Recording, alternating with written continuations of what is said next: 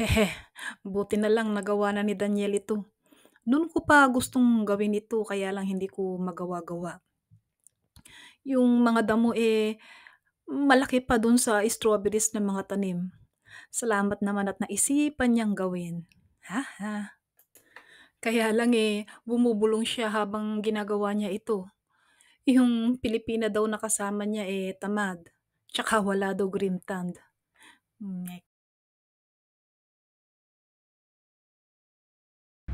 Nakonsensya din siya kasi nung tinanim niya ito, binagsak niya lang na merong mga damo. Hindi ko mabunot yung, ay ano yan oh. Ano yan oh? Uy, babo yan.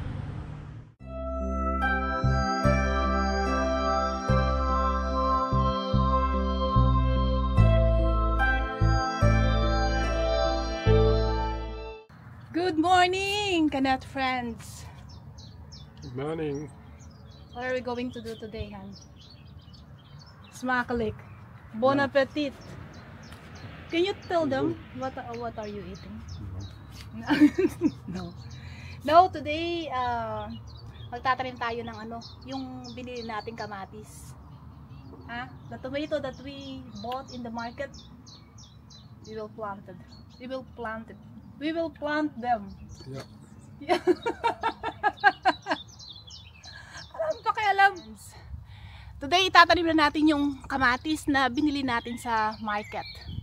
Flex ko lang kayo dito sa ano, nagsushoot pinning na rin kasi ako eh. So, flex ko lang kayo dito sa ubas. Lika.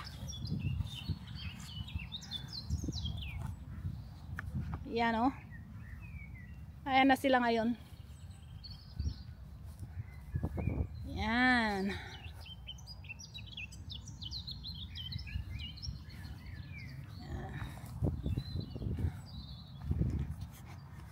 Tayo na dun sa ano, sa kamatis. Where are the plants did you bought? Yeah. Why only tomato? For the other is too early, said the owner. The pompon? Yeah, he said it is not hot enough in the night, it will not grow. You have to wait 2 weeks, and then when you plant it, then it will grow fast. But when And you the plant pepper. it now, Pepper. also too early. That's more exotic. Here is the night is too cold, but tomatoes are still okay. But for the other, you have to wait 14 days. You give me water because I cannot. Eto, nagpabili uli ako ng ng kamatis at saka sili kay Daniel. Kasi kulang yung binili namin sa market last week. Masarap kasi yung dahon ba ng sili dito kapag ka sa tinola. Kasi dito hindi naman wala kang mahahanap na dahon ng sili. Kaya lang nga daw hindi pa daw pwedeng itanim at medyo maaga. Dahil exotic daw yung sili. Ganun ba yun? Pero ayan, tinanim ko na yung binili namin sa market. Nagpakuha ako ng tubig kay Daniel kasi hindi ko mabuhat yung igiban. No, meron pang mga space, kulang pa nga. At yan, hindi ko pa nadadamuhan ang strawberries. Ayan, nag-iisa lang yung sili ko. Tapos yung celery at yung mga nakakaawang salad. Medyo naulanan kasi pagtanim ko kinabukasan umulan baga. Pero we're on our way. We get there. O ayan, tinamnan ko na itong natitirang space na hindi natamnan ng kamatis. Sayang naman kasi kung hindi ko ito tatamnan. Sarap nga ng kamatis At saka hindi lang masarap, yung bang sure ka na walang pesticides na yung parang organic ba. Tsaka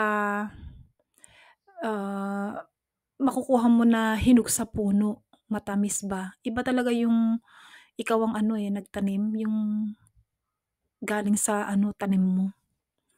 Tsaka ang sarap ng kamatis Yung makikita mo lang sila na yung process nila na paghinog ba. Una, berde, tapos yellow, tapos orange, tapos pula, ay kaganda.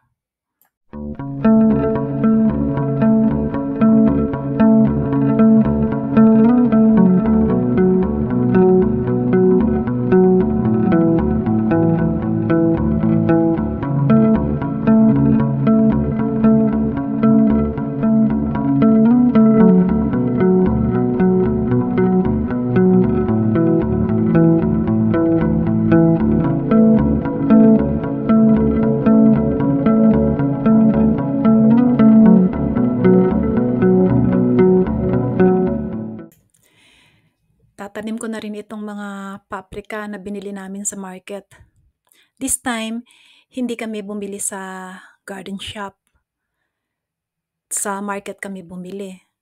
Ngayon, titingnan natin kung totoo yung sinabi nung nagtitinda na 3 ang magiging kulay nito. Isang berde, isang yellow, at saka isang pula. Kasi meron na kaming experience na yung mga sinasabi na nagtitinda hindi yun ang lumilitaw kapagka lumilitaw yung bunga. Pero madalang na madalang yun. Hindi ko alam, baka natiyempo lang namin na 3 beses na nakabili kami na hindi natugma dun sa sinasabi ng tindera. Pero mostly naman dito honest sila.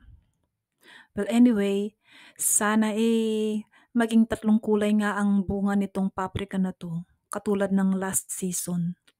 Hintay-hintay na lang, blues. Pag nagkataon at 3 ang kulay nitong paprika na to, happy.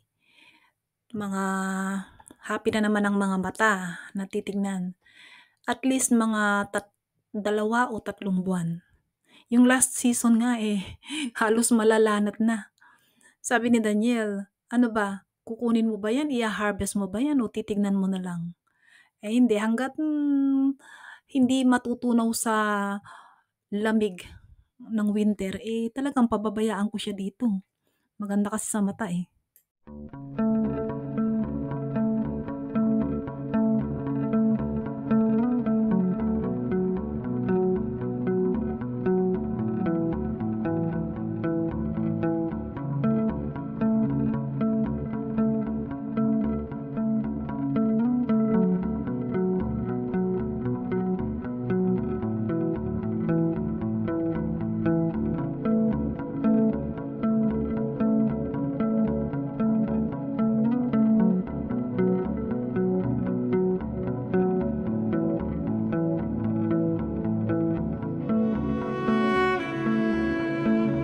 He's joking.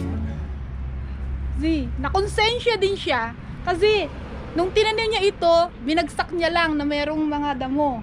Hindi ko mabunot yung, ay ano yan oh. Ano yan oh. Uy, babuyan.